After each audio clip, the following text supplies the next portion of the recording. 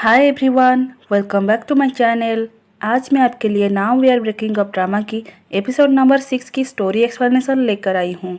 अगर आपने इस ड्रामा के प्रीवियस एपिसोड नहीं देखे तो आप ज़रूर देखें।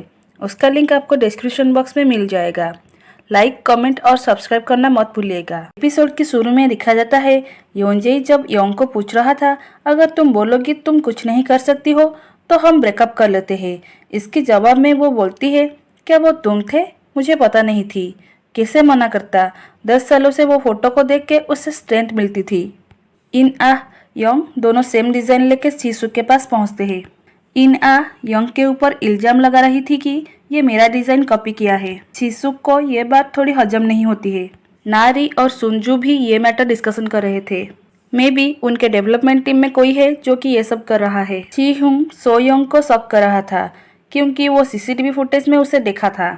छी ह्यूंग ये बात जब पूछता है तो सोयोंग बोलती है, तुम प्रेसिडेंट का लड़का हो इसका ये मतलब नहीं कि तुम मेरे ऊपर झूठा इल्जाम लगाओगे। सीसुक बोलती है, मेरे हायर अथॉरिटी को नहीं बताऊंगी कि तुम दोनों सेम डिजाइन लेके आए थे, पर क्लेरी मेरी ने पहले ये डिजाइन सबमिट किया तो मैं उनके साइड में हूँ। ये सुन के यंग बोलती है, मैं इस चीज़ को एक्सेप्ट नहीं करती हूँ, हमें सीसीटीवी फुटेज चेक करनी चाहिए। चीसुक बोलती है, अगर सीसीटीवी फुटेज लीक हो जाएगा तो तुम रेस्पॉन्सिबल होगी। तुम पिछले 10 सालों में जितने डिजाइन बनाए उसमें से एक डिजाइन उठाओ और थोड़ा मॉडिफाई करके लाओ। यंग मना करके चली जाती है। ये देख के इनआ बोलती है, वो कैसे ऐसे कर सकती है, ऊपर से डिजाइन कॉपी किया और ओवररिएक्ट भी कर रही है। ये सुन के चीसुक चुप कराती है, बोलती है, मैं उसे 20 साल से जानती हूँ, वो कभी दूसरे की डिजाइन कॉपी नहीं करेगी। मैं तुम्हें इस बार छोड़ रही हूँ, आइंदा ऐसी गलती मत करना। प्रेसिडेंट चीसुक को बोलता है, तुम किसके साथ कल थे?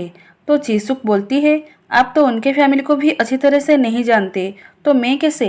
क्योंकि प्रेसिडेंट सोच रहा था वो योंजेई के साथ थी। ये सुन के प्रेसिडेंट बोलता है, मैंने उनको बचपन में मिला था तो उनको पहचानने में गलती हो गया, क्योंकि प्रेसिडेंट चीसुक की शादी योंजेई के साथ होना चाहता था। हुन चीसुक को कॉल करके बोलता है, तुम तुम्हारे स्कार्फ मेरे घर में छोड़ के गई हो। तो चीसुक बोलती है, तुम उसे तोहफा समझ के रख लो एज ए फ्रेंड। योंजेई वॉल पेंटिंग के फोटो ले रहा था। हुन वहां पहुंच के खींचा हुआ फोटो की तारीफ भी करता है। उस टाइम उसका नजर स्कार्फ पे पड़ता है तो हुन बोलता है, चीसुक ने तोहफे में मुझे दिया है।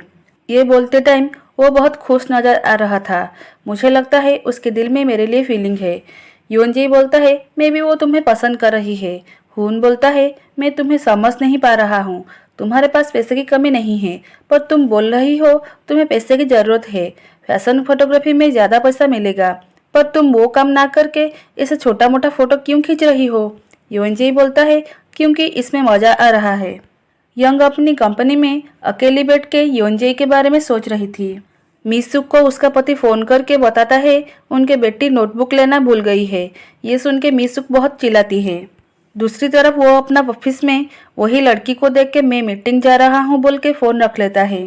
वो लड़की यानी कि सीओ को बोलता है, क्या हम वीकेंड में नाइट ट्रिप जाने को बोलता है, तो वो मान जाती है। नारी को सुंजू के ऊपर शक होती है, तो जब वो पूछती है तो वो बोलती है, मैंने तो तुम्हारे पीछे ही गई थी, तुम मुझे क्यों शक कर रही हो? ये सुन के छी हुंग का शक सोयोंग के ऊपर ज्यादा शक होता है। वो उससे मैसेज करके बाहर बुला के पूछता है तो सोयोंग बोलती है, क्या वो फुटेज तुमने अच्छी तरह से नहीं देखा मैं क्या कर रही थी? दोबारा तुम मुझे ऐसे शक करोगे तो मैं तुम्हारे ऊपर केस करूंगी, तुम्हें ये मजाक लग रहा होगा। यंग प्रोडक्शन कंपनी जाके जर्सी कपड़े लाती है क्योंकि कोई कपड़ा स्टॉक में नहीं था। ऑर्डर करने पर लेट भी हो जाती, इसलिए वो कपड़ा लेके डिजाइन बनाने के लिए सोच रही थी। तो वो योंजेई को वहाँ खाना खाते हुए देखती है। योंजेई उसे आज वो खींचा हुआ फोटो दिखाता है तो यंग के दिमाग में आइडिया आती है फोटो में जैसा डिजाइन है वैसा बनाने के लिए। चीसुक खून मिलके खाना खा रहे थे। तब चीसुक बोलती है, कुकी का दिल जीतने में मुझे थोड़ी हेल्प करो। ये सुन के हुन को समझ आता है वो अभी भी मुझे पसंद नहीं कर रही है। वहाँ पेटे नाम का एक लड़का आता है। वो लड़का चीसुक को पूछता है, क्या ये तुम्हारा बॉयफ्रेंड है? तो वो बोलती है, नहीं, सिर्फ फ्रेंड, और वो उसका इंट्रोडक्शन हुन से कराती है। पेटे मॉडलिंग स्टार्ट किया था। ये सुन के हुन अपना कार्ड उसे देता है, हंस के बात करता है। चीसुक ये बात को अलग सोच रही थी। उसे लगता था हुन होमोसेक्सुअल है। ये सुन के हुन गुस्सा होकर बाहर चला जाता है। छिसुक उसके पीछे भागती है तो हुन बोलता है, तुम ऐसे सोचोगी मैंने कभी नहीं सोचा था। ये बोल के वो जा रहा था, तब छिसुक उसे रोकने की कोशिश करते टाइम गिर रही थी। तब हुन उसे अपना बाहों में पकड़ लेता है। उसके बाद बोलता है, सुनो मेरा भी फीलिंग्स है, दिल है, बोल के चला जाता है। ऑफिस में डिजाइनर के लिस्ट में यंग और उसके मेंबर के नाम नहीं थे डिजाइन कॉपी की वजह से। ये इंसिडेंट देख के सुंजू ऑफिस में रो रही थी। नारी को बोलती है, मैं हूँ जो कि इस डिजाइन लीक की थी। ये बात यंग और बाकी सबको पता चल जाता है। यंग वहाँ से सीधे इना के पास जाके बोलती है, अगर तुम दोबारा ऐसे गलती की तो मैं तुम्हारे ऊपर केस करूँगी। सोयंग बोलती है, यंग ने उसे जो स्केचबुक रेफरेंस के लिए दिया था मैं उसे रख रही थी, जो कि सीसीटीवी में रिकॉर्ड हुआ था। यंग वो डिज़ाइन के बारे में उसकी टीम को बताती है। जर्सी क्लॉथ देख के सब चौंक जाते हैं क्योंकि उस कपड़े में सिर्फ इनर वेयर मटेरियल बनाते हैं। यंग बोलती है, हम मिस्टर जे के साथ कोलैबोरेशन कर रहे हैं। अब वो मिलके इन्फ्लुएंसर्स चूज करते हैं। ची ह्यूंग हायरिन के बारे में बोलता है। सुन के सब हंसते हैं। सोयंग बोलती है, क्या तुम सच में उसे हायर कर रही हो? अगर ऐसा होगा तो मैं तुम्हें माफ कर दूंगी। मीसुक एक नए डॉक्टर के पास फिर से चेकअप कराती है तो वो बोलते हैं, तुम जल्दी से एडमिट हो जाओ केमो लेने के लिए। जब वो कार लेके लौट रही थी तब पेट में दर्द होने की वजह से उसकी कार दीवार से टकरा जाती है। उस टाइम वो अपने हस्बैंड को कॉल करने के लिए सोच रही थी। पिछली बातें उसके दिमाग में आ जाती है तो वो फुट फुट के रोने लगती है। मीसुक छीसुक को बुला के बहुत ड्रिंक की, कार क्रैश की बातें भी बताती है।